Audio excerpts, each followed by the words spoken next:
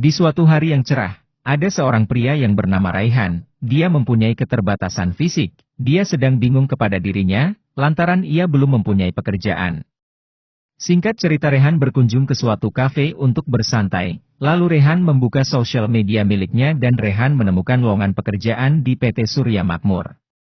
Raihan sangat tertarik terhadap lowongan tersebut, lalu Raihan bergegas pergi dari kopi tersebut untuk menyiapkan berkas-berkas yang dibutuhkan. Keesokan harinya Raihan tiba di kantor PT Surya Makmur. Ternyata sudah banyak calon kandidat yang ingin menemui HRD terkait kenaikan gaji, kenaikan jabatan, dan melamar pekerjaan. Lalu di lain sisi HRD yang bernama Naswa beserta asistennya yang bernama Sabita sedang berdiskusi mengenai orang-orang yang ingin mengajukan proposalnya, lalu Naswa pun menyuruh Sabita untuk memanggil kandidat satu persatu untuk menghadap ke Naswa untuk diwawancarai. Kandidat pertama yang bernama Adel selaku karyawan wanita biasa yang mengajukan proposal kenaikan gaji terhadap perusahaan. Kandidat kedua yang bernama Elsie selaku single parents menuju ke ruang HRD untuk melakukan tahap wawancara perihal kenaikan gaji. Kandidat ketiga yang bernama Saudara Jafar selaku karyawan lansia menuju ke ruang HRD untuk melakukan sesi wawancara perihal kenaikan jabatan. Kandidat terakhir yang bernama Raihan selaku pelamar pekerja dari eksternal yang mempunyai keterbatasan fisik. Raihan dipanggil menuju ke ruangan HRD untuk melakukan sesi wawancara perihal pengajuan curiculum vitae. Di lain sisi perusahaan PT Surya Makmur melakukan wawancara via online berupa Zoom meeting, yang dimana kandidatnya terdapat Jovin selaku minoritas dan Salimah selaku ibu hamil.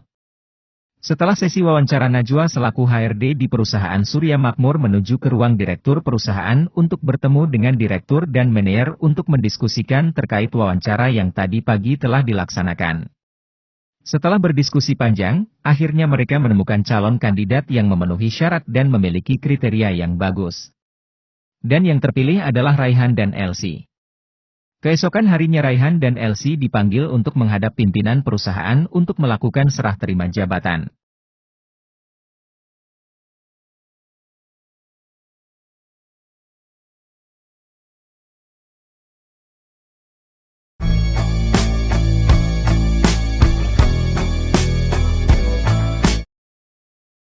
Strategi kompetitif Hotel Paris adalah menggunakan layanan tamu yang unggul untuk membedakan properti Hotel Paris, dan dengan demikian meningkatkan lama menginap dan tingkat kepulangan tamu, sehingga meningkatkan pendapatan dan profitabilitas. Manajer SDM Lisa Cruz kini harus merumuskan kebijakan dan aktivitas fungsional yang mendukung strategi kompetitif ini dan meningkatkan kinerja, dengan memunculkan perilaku dan kompetensi karyawan yang dibutuhkan. Sebagai seorang profesional HR yang sudah lama bekerja, Lisa Cruz sangat menyadari pentingnya perekrutan karyawan yang efektif. Jika Hotel Paris tidak mendapatkan cukup pelamar, maka Hotel Paris tidak bisa selektif dalam memilih siapa yang akan dipekerjakan. Dan, jika perusahaan tidak bisa selektif dalam memilih siapa yang akan dipekerjakan, kemungkinan besar hotel tidak akan menikmati perilaku karyawan yang berorientasi pada pelanggan yang menjadi landasan strategi perusahaan. Oleh karena itu, dia kecewa saat mengetahui bahwa Hotel Paris hampir tidak memberikan perhatian pada pekerjaan merekrut calon karyawan. Masing-masing manajer hotel memasang iklan bantuan ketika mereka memiliki posisi yang harus diisi, dan tidak ada seorang pun di jaringan tersebut yang memiliki gagasan terukur tentang berapa banyak rekrutmen yang dihasilkan iklan ini atau pendekatan perekrutan mana yang berhasil. Terbaik, atau berhasil sama sekali. Lisa tahu bahwa sudah waktunya untuk mundur dan mengambil alih fungsi rekrutmen di Hotel Paris. Ketika mereka meninjau rincian praktik perekrutan Hotel Paris saat ini, Lisa Cruz dan CFO perusahaan menjadi semakin khawatir. Pada dasarnya, apa yang mereka temukan adalah bahwa fungsi rekrutmen sama sekali tidak dikelola. Direktur SDM sebelumnya hanya membiarkan tanggung jawab perekrutan tetap berada di masing-masing hotel, dan manajer hotel, yang bukan profesional SDM, biasanya hanya mengambil jalur yang paling sedikit hambatannya ketika pekerjaan tersedia dengan memasang iklan yang membutuhkan bantuan di surat kabar lokal mereka.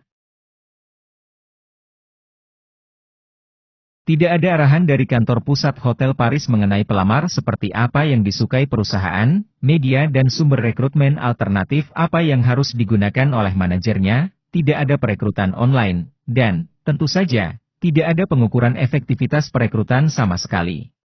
Proses. Perusahaan sepenuhnya mengabaikan metrik sumber perekrutan yang digunakan secara efektif oleh perusahaan lain, seperti jumlah pelamar yang memenuhi syarat per posisi, persentase pekerjaan yang diisi dari dalam, rasio tawaran terhadap penerimaan oleh sumber perekrutan, pergantian sumber perekrutan, dan seleksi. Hasil tes dengan merekrut sumber. Meskipun demikian, seperti yang diungkapkan oleh CFO, perusahaan-perusahaan dengan kinerja tinggi secara konsisten mendapat skor yang jauh lebih tinggi.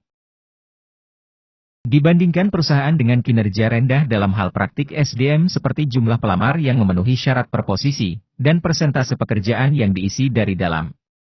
Dapat dikatakan bahwa pencapaian tujuan strategis Hotel Paris sangat bergantung pada kualitas orang-orang yang tertarik, dan kemudian dipilih, untuk bekerja di perusahaan tersebut.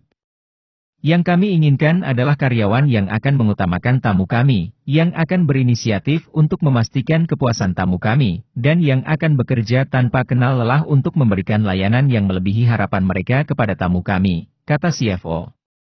Lisa dan CFO sama-sama mengetahui bahwa proses ini harus dimulai dengan perekrutan yang lebih baik. CFO memberinya lampu hijau untuk merancang proses rekrutmen baru. Lisa dan timnya meminta departemen di perusahaan tersebut membuat tautan perekrutan pusat untuk situs web Hotel Paris, dengan tautan geografis yang dapat digunakan oleh setiap hotel lokal untuk mempublikasikan pembukaannya. Tim SDM membuat serangkaian iklan standar yang dapat digunakan manajer untuk setiap jabatan. Iklan standar ini menekankan nilai-nilai perusahaan yang berorientasi pada layanan, dan pada dasarnya mengatakan, tanpa benar-benar mengatakannya, bahwa jika Anda tidak berorientasi pada orang, Anda sebaiknya tidak melamar. Mereka menekankan bagaimana rasanya bekerja di Hotel Paris, dan manfaat luar biasa, yang akan segera dimulai oleh tim SDM, yang diberikan perusahaan tersebut.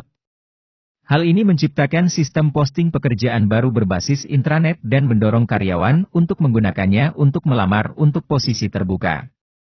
Untuk beberapa pekerjaan, termasuk kru rumah tangga dan petugas meja depan, pelamar kini harus lulus tes prapenyaringan singkat terlebih dahulu untuk melamar. Tim SDM menganalisis kinerja, misalnya, dalam hal pelamar, sumber dan pelamar yang direkrut, sumber, dari berbagai surat kabar lokal dan perusahaan perekrutan yang pernah digunakan oleh hotel-hotel di masa lalu, dan memilih yang terbaik untuk menjadi sumber perekrutan yang disetujui di perusahaan mereka. Daerah setempat. Setelah 6 bulan dengan perubahan ini dan perubahan fungsi rekrutmen lainnya, jumlah pelamar meningkat rata-rata 40%. Lisa dan timnya kini siap menerapkan prosedur penyaringan baru yang akan membantu mereka memilih karyawan dengan komitmen tinggi, berorientasi pada layanan, dan bermotivasi yang mereka cari.